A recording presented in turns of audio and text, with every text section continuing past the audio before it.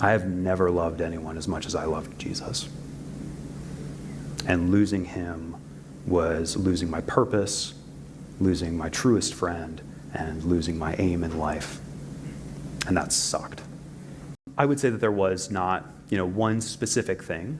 It was a whole host of things, right? Because I believe that belief is a tapestry. Nobody believes in this or that, or nobody believes in Christianity because of one thing, right? It's because of the historical resurrection for the historical case for the resurrection, or it's the case for the inerrancy of Scripture, or the philosophical arguments, the Kalam cosmological argument. They should shorten that. And kind of one by one, I think that tapestry kind of became a little bit frayed, right? Now, the actual specific reasons of why I'm not a Christian and why I'm an atheist, I don't like to get into it. I don't like to answer those questions usually, at least not in a public context. One, because I don't enjoy introducing doubt to people. Deconversion for me and becoming an atheist was one of the most painful things I ever went through, and I don't want to impose that on somebody if they're not ready for it. Now, if they're in a particular denomination or a sect or a cult that is killing them inside, that is making them feel suicidal, or they hate themselves because of their sexuality, or the fear of hell is overwhelming. If they have a faith that is truly cancerous to their soul, then I'll talk you through that, and I'm happy to help you walk through that journey and leave. But by and large, that's not my MO. Wow, what a powerful testimony of deconversion there. And I think there's been people, and I'm sure you can relate to this, like I have people in my life where they'll say something that I know isn't true, that has been completely disproven. Maybe it's a Christian apologetic tool, like people say, they've been, Jesus was seen by 500 people. And while I'm not denying that couldn't be true, the same principles of believing that true, they won't apply to other faiths, whether it be Islam, whether it be Mormonism. And when you have power to enforce doubt on someone, it's a really difficult discernment to make. And there was somebody I was speaking to recently where they were saying a bunch of stuff, and I was going to pose the question of certain things, but I didn't, because I knew that if I said what I said, that would make their world fall down. Everything they knew would just collapse because they didn't really know what they were saying. And I think this is one of the most difficult things about people who live in blissful ignorance.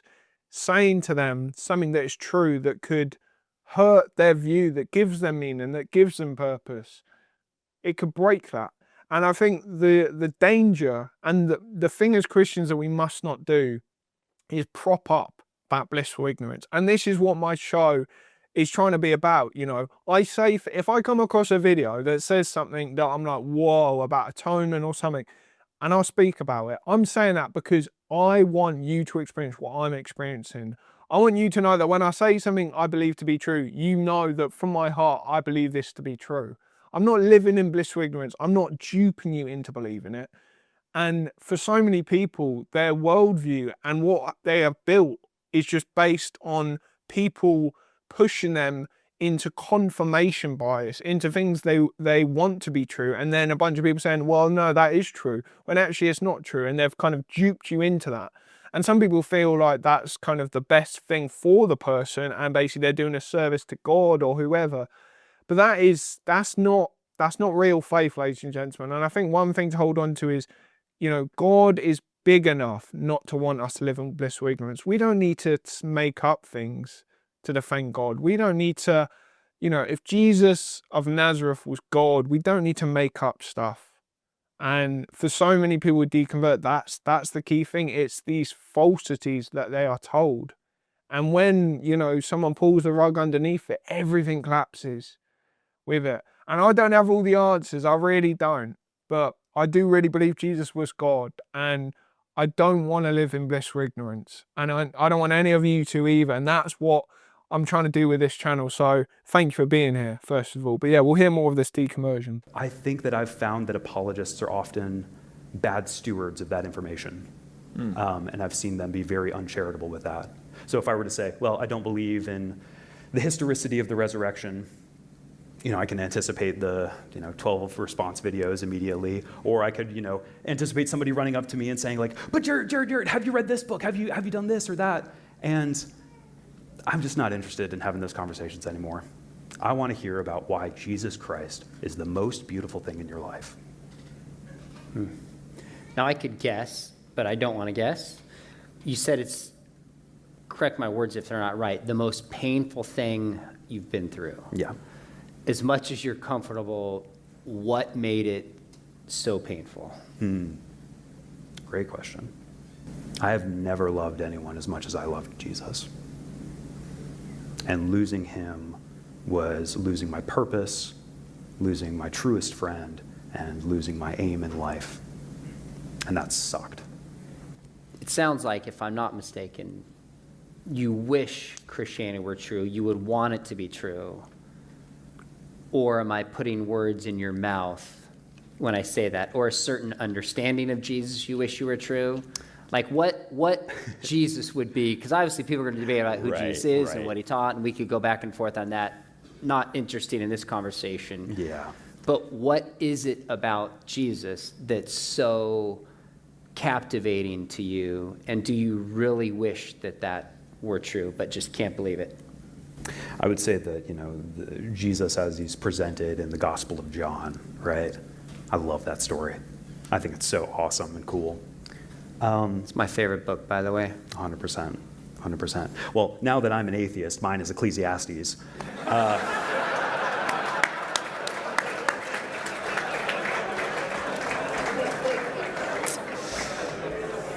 That's good. Ruslan, is Jesus God? Yes. Is God perfect? Yes. Yeah, that's why I love Jesus. When Paul talks about meditating on good, beautiful things, my understanding of Jesus was that he was perfection incarnate. And how can you not fall in love with someone like that, right? So when you call yourself an atheist now, did you go through a period of like, I'm an agnostic, I'm a deist, or what was that process like to say full-on atheist? I think that's less interesting, right? I mean, I think believers really want to get hung up on like, well, are you agnostic or atheist? Or I don't think there's a God, right? I'm interested in your journey, by the way, not exactly the 100%, definition. 100%. But I think that, I think it was not quite overnight, but over the course of a summer, I think it was, the big thing was, hey, I don't think Christianity is true. And then kind of separate from that, it's like, I guess I also don't think that that God is true. But I think it was a pretty quick process. So when you told people, presumably family, friends, what are some people in your mind you're like, you know what, they responded well? And those are some people, you don't have to name them unless you want to. You're welcome to. It's like, that wasn't Bill helpful. from Chick-fil-A. Tease him. He wrote atheist on the bag. Spat on my chicken. I would say that by and large, the people who responded well were the ones who were secure in their faith. That's good. That's good. Let me just say this, because Jared's journey shouldn't threaten your faith. You should be able to look at that, and every time I think or I study, or I went down this rabbit hole the other day of all these other theories about Jesus really being Barabbas and these charts, timelines, and I walked away from it like, I love Jesus more, and I believe more, and I'm more confident in my faith, right? So Jared's journey and where he's at now shouldn't threaten you and the confidence you have.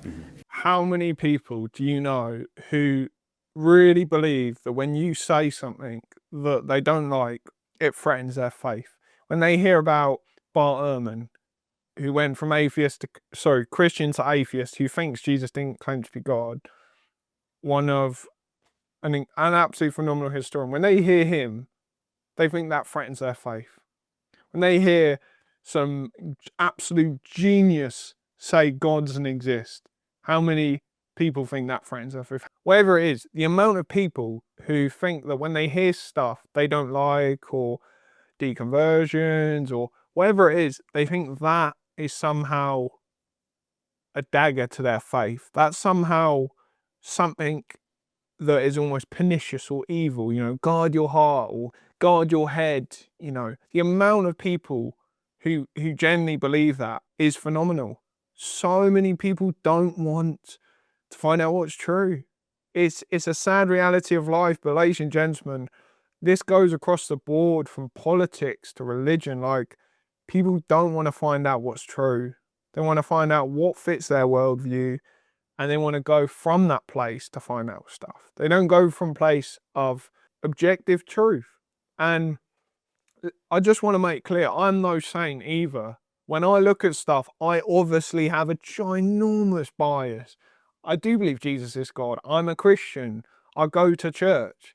When I look at sources around the manuscripts and inerrancies of copying them down through oral tradition, when I look at that, I have massive bias. When I hear Bart Ehrman speaking about Isaiah, how it didn't predict Jesus, and how it's actually referring to somebody, a king who was already around. When I hear that, I think there's a king already around. I might be mistaken. I'm so sorry if I've said that wrong. But when I hear that, I'm obviously biased in thinking, oh, we got it wrong. Well, no, maybe he's right. Maybe Isaiah wasn't talking about Jesus. Maybe we didn't get that right. Should I then evaluate the rest of my belief? Should I then, because, ladies and gentlemen, the Bible was written by humans. It was written by humans. The Gospels were written by humans to a certain audience, Jews, Gentiles. Like, we often forget this. Now, I do believe Scripture is God-breathed, as Timothy says, but similarly, that was also written by a human. Do I believe there are things in the Bible that Jesus really did say? 1 billion%. Do I believe the Bible is so damn important? 100%. Do I believe that there is truth and wisdom and insight we can take from anything from Exodus to Leviticus? 1 billion%. Do I really believe that Jesus performed miracles, was crucified, was laid in a tomb, and rose again? I do truly believe that. Does that mean that every single thing in the Bible is 100% true? No. Right? And people who say it is, do they really know what they're talking about? Have they really looked at opposing views? Or have they just looked at views they want to be true? Because that is a question, ladies and gentlemen, that we must all ask ourselves. And somebody having a different view should never threaten our view, ladies and gentlemen. It really shouldn't. I give the great example of the ex-Archbishop of Canterbury, Rowan Williams, speaking to Richard Dawkins on Uncommon Ground. Fantastic podcast episode. I'd highly suggest listening to it. And when Rowan speaks to Richard and he explains what he believes Richard Dawkins' view to be, and bearing in mind Richard Dawkins, obviously the king of atheism, and Rowan Williams, a devout Christian for decades, he says what Richard Dawkins believes the poetry of reality without God in a way that was so good that Richard Dawkins said, "You said it better than I could have." See, Rowan isn't afraid of Richard Dawkins. He's not afraid of different views or historians who know the gospel, history and manuscripts better than he does. He's not afraid of that. He really believes, and he really has looked at it. And how many Christians do we know who don't? Who live in blissful ignorance, who cover themselves, who are insecure in what they believe to the point where they want to ignore information. Be careful, guard yourself from the devil. If you think the devil is learning inerrancies in the gospel, if you think the devil is, learning maybe inerrancies in the manuscripts, and things added to the Bible later, or Gospels not included, and if you think that's the devil, I think you don't really know what evil is. If that's your barometer of evil, if that's your barometer of the dark side and the pernicious filth of our world, if you think that represents that, I think you have a completely warped view of what you think evil is. Because evil is not that, ladies and gentlemen. You know, evil is not seeking the truth and finding out inconvenience truth. That is not the evil. That is not the devil. Don't be ridiculous. And so many Christians genuinely believe that. You know, I'm sure I'll have comments on this video that are like, you know, you're a heretic or something like that. Because people are intimidated by views that they don't like. It's so true. And the more I grow up, I'm 22 years old, I'm a young little lad, I see this. I see this on every side. May that be right-wing people, left-wing people, you know, people who are religious, not religious. Like, everywhere I go, I see it. It's something that we need to not delve into and not, you know, give our hearts to this nonsense of reality, because truth is so beautiful. And when you go to truth with a genuine heart, it's the most liberating thing possible. So if you are one of those people watching this who is basically, you know, worrying about Christianity, is it true? You know, having these questions, that is fine. There is nothing wrong with that at all. And see where it takes you. And do not be afraid. Do not be afraid. You know, I mean, to bring the Bible into it, how many times in the Bible does it say, do not be afraid? How many times did Jesus say, do not be afraid? You know, kind of doing a full circle there. But yeah, we'll hear more of this. What insight does Jared have, or how? Because again, I think with your Atheist Church Audit series, like to me, it gives me a lot of perspective and context on stuff of like, hey, because the scriptures talk a lot about, hey, have a good name amongst outsiders, have a good name amongst non-believers, right? When Paul goes to Athens, I've said it so many times, you know, you clearly have great faith. He meets people where they are. Live such good lives among the pagans, though they accuse you of doing wrong, they may see your good deeds and worship God on the day he visits them. Like that's a really bold proclamation and prescription that Paul's giving us. So I think you made that point of like, hey, it's the people that aren't threatened, because then they're not trying to trick you with any like Christian voodoo and Jew and all that, you know? Are you guys familiar with the term Jesus juke? Yeah, don't Jesus juke people, man. It's like, anyway. Yeah. So, were you going to talk? I had a question for you, but share. Oh man, what was I going to say? Yeah, I mean, I think that like, just real quick, sometimes I'll introduce myself to a believer and I'll say like, oh yeah, I'm an atheist, I'm an ex-Christian, and you can see like the terror in their eyes, and it's like, man, I'm not here to like shipwreck your faith, dog. Like chill. And you know, I sometimes see people like kind of shake and tremble, and it's like, you know, for some people, right? I love being next to you when you do the reveal. Yeah. We were just at Chosen Con together, and he's telling these He sweet introduces, old ladies. he runs up to people and he's like, have you met my atheist friend? But they were all, by and large, those ladies were all, by and large, very sweet. They were very, they were very sweet. They were very kind. None of them tried to lay hands on you and pray over you in tongues. No. Nothing weird happened. No, nothing weird happened, thankfully. But I mean, I don't let the fear of somebody hurting your faith prevent you from being a good Christian, right? I was hurting when I left the faith. It sucked. I didn't want to live anymore, man. And people were so quick to coax their own doubt, rather than just hold me. Right? Like, and this is so frustrating to me because this bleeds into politics as well. You know, like something crappy happens in the news, and immediately people are bickering about who's in the right and who's in the wrong. Like, this community is hurting. They're scared. And so, before you dive headlong into, trying to justify your side or coax your own doubt, like, just see them, man. Yeah. Were there any communities that embraced you well? Or some Christians that you're like, man, they did it right? And what did that look like? I think my friends from college were really good about it.